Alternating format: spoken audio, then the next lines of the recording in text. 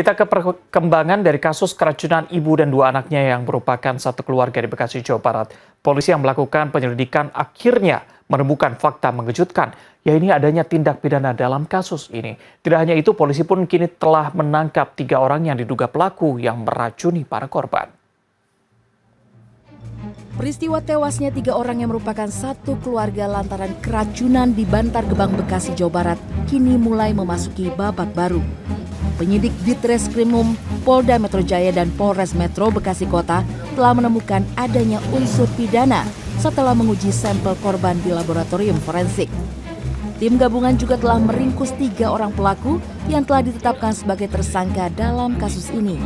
Namun belum dirinci inisial dan peran ketiga tersangka.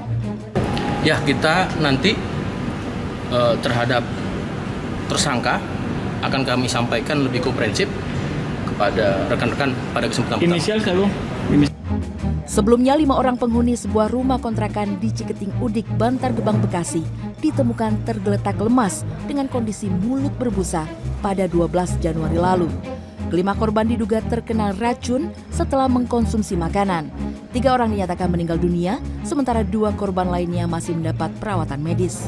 Tim Liputan CNN Indonesia.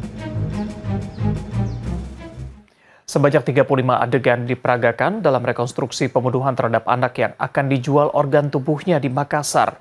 Di antaranya tindakan sadis tersangka. Satuan Reserse Kriminal Polrestabes Makassar menggelar rekonstruksi pembunuhan terhadap MS di markas Satuan Brimob Polda Sulsel di Jalan KS Tubun, Makassar. Dengan tersangka AD 17 tahun dan AMF 18 tahun.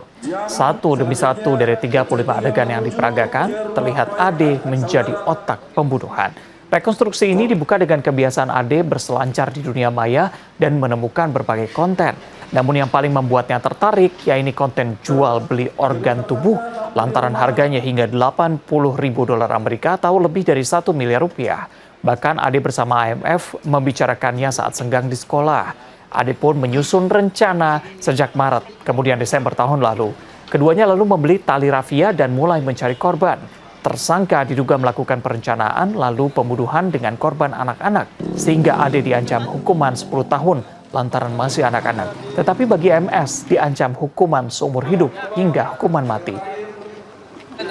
Yang kita khawatirkan selama ini jangan sampai ada indikasi atau penjualan organ tubuh yang ada di Makassar, itu tidak ada. Kita sudah lihat sama-sama tadi pada saat kita rekonstruksi, pada saat korban selesai dieksekusi oleh kedua pelaku di rumah Adrian di Jalan Batoraya, korban utuh dibuang ke daerah regulasi Nipa-Nipa di Moncokloe.